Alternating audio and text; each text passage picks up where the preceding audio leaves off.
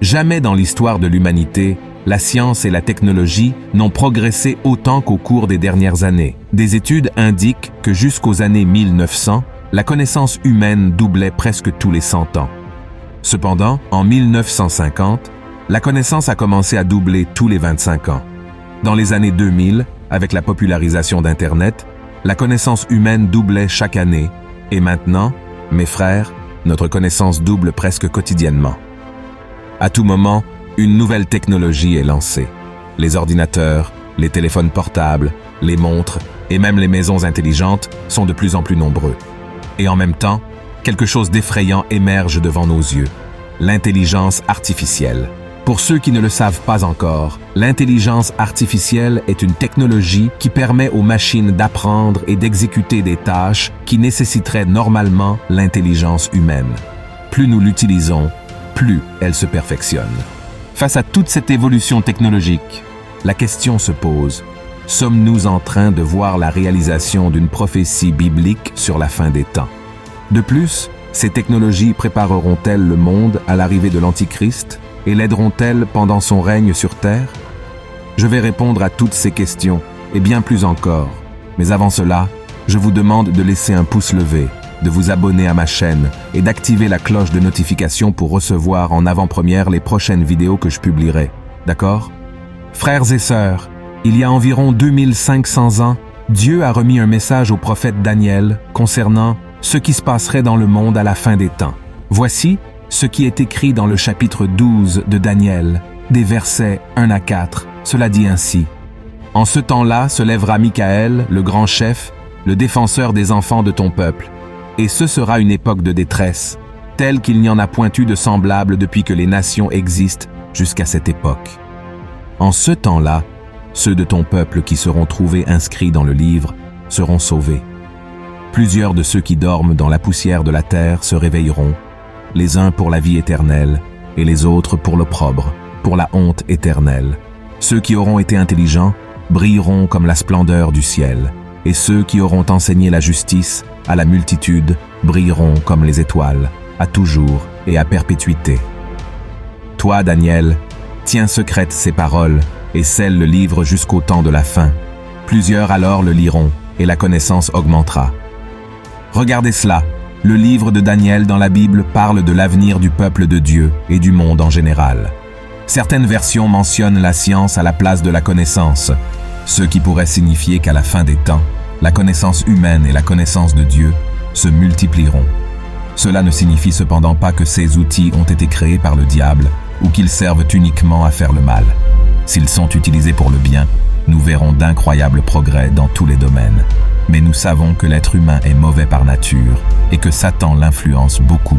C'est pourquoi nous ne pouvons pas être naïfs en pensant que tout sera utilisé pour le bien. La Bible ne parle pas spécifiquement de l'intelligence artificielle, mais elle parle des principes qui devraient gouverner l'être humain, y compris lors de l'utilisation de toute technologie. Par exemple, dans Genèse chapitre 1, verset 28, Dieu a donné à l'homme la domination sur la création et la mission de la prendre en charge. Cela signifie que les ressources naturelles et les capacités intellectuelles doivent être utilisées de manière responsable, en respectant le Créateur et ses créatures. Dans Proverbes chapitre 1, verset 7, le roi Salomon a écrit que la crainte du Seigneur est le commencement de la connaissance, c'est-à-dire que toute connaissance humaine doit être soumise à la connaissance de Dieu et à ses commandements. Et la science et la technologie ne doivent pas être utilisées pour se rebeller contre le Seigneur ou pour s'exalter au-dessus de lui. C'est pourquoi nous devons être attentifs à d'autres signes que la Bible nous donne sur la fin des temps. Dans Matthieu 24, Jésus a dit qu'il surgirait de faux Christ et de faux prophètes, opérant de grands signes et prodiges pour tromper, si possible, même les élus. Et est-ce que certains de ces signes et prodiges pourraient impliquer l'intelligence artificielle? Est-ce que certains de ces faux Christ et faux prophètes pourraient utiliser l'intelligence artificielle pour tromper les gens? Bien sûr, cela pourrait arriver, car nous savons que Satan est le père du mensonge et qu'il peut se transformer en ange de lumière. Nous savons aussi qu'il a accès à la technologie humaine et qu'il peut influencer l'esprit des gens. Par conséquent, nous devons être vigilants.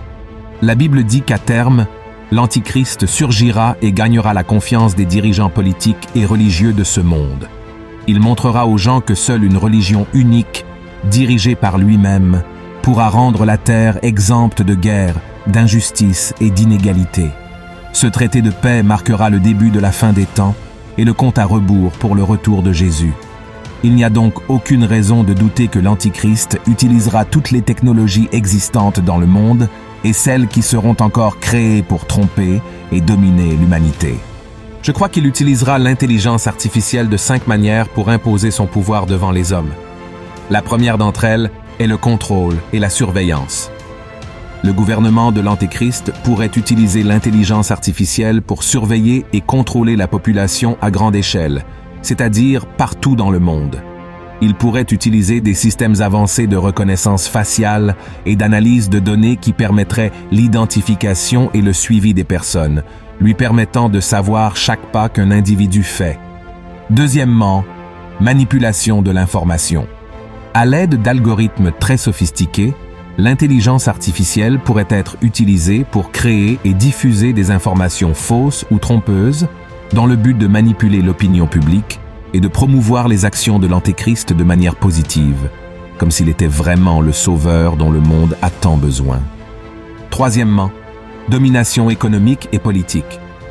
Dans le chapitre 13 du livre de l'Apocalypse, l'apôtre Jean a écrit que pendant le règne de l'Antéchrist sur terre, tous ceux qui voudront effectuer des transactions financières devront avoir une marque spécifique, la marque de la bête. Il est très probable que cette marque soit créée grâce à une forme d'intelligence artificielle. Ainsi, l'Antéchrist pourrait contrôler l'économie et la politique du monde entier. Quatrièmement, guerre et armes cybernétiques. L'Antéchrist sera l'homme le plus puissant de toute la Terre et aura entre ses mains toute la technologie disponible. Il pourrait donc utiliser l'intelligence artificielle pour développer des armes technologiques telles que des drones et des robots surpuissants, afin d'imposer son ordre et d'éliminer les peuples qui s'opposeraient à son gouvernement. Et cinquièmement, le contrôle de la communication et la censure. Tout comme le pouvoir de diffuser de fausses informations pour tromper les gens sur ses intentions, l'Antéchrist pourrait également utiliser l'intelligence artificielle pour surveiller et contrôler la communication entre les individus, limitant la diffusion d'informations contraires à son gouvernement. Comme c'est déjà le cas dans plusieurs pays du monde aujourd'hui, l'ennemi censurera les plateformes et les réseaux sociaux pour promouvoir uniquement ceux qui lui est favorable.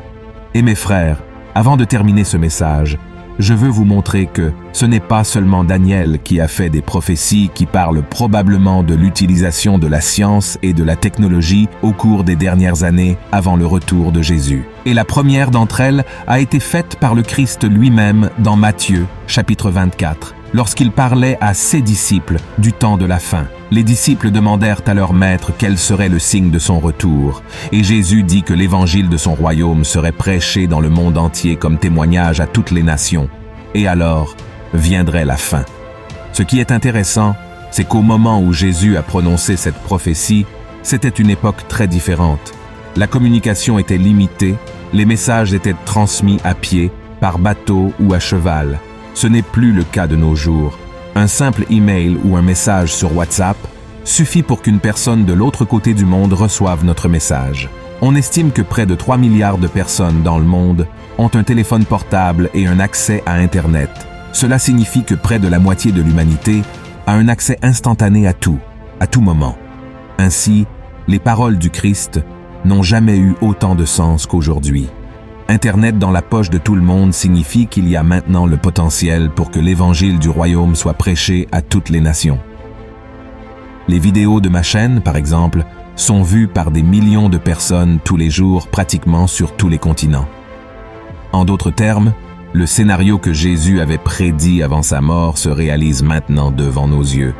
La deuxième prophétie qui parle du possible usage de la technologie se trouve dans l'Apocalypse, chapitre 11, qui concerne 2 serviteurs de Dieu appelés les 2 témoins qui prêcheront pendant le règne de l'Antéchrist. La Bible dit qu'ils feront beaucoup de miracles, mais après avoir accompli leur tâche, Dieu permettra qu'ils soient tués.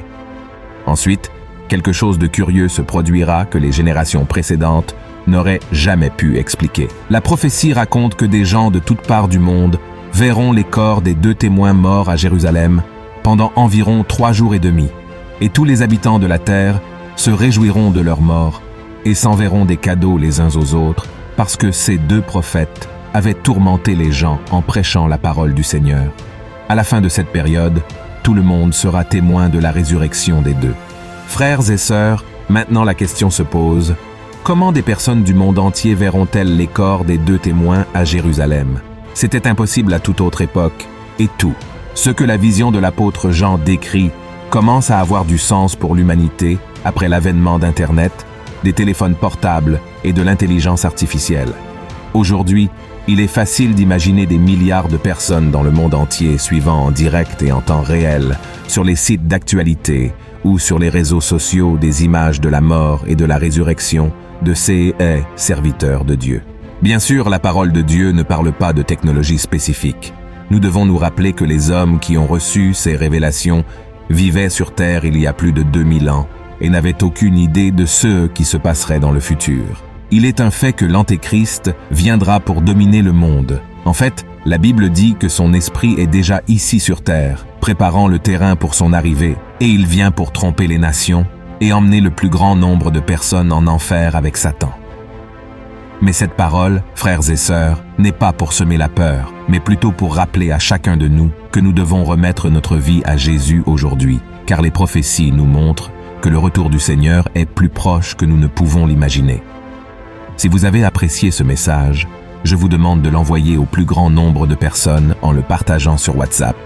Et je vous attends dans la prochaine vidéo. Que Dieu vous bénisse. Une grande étreinte.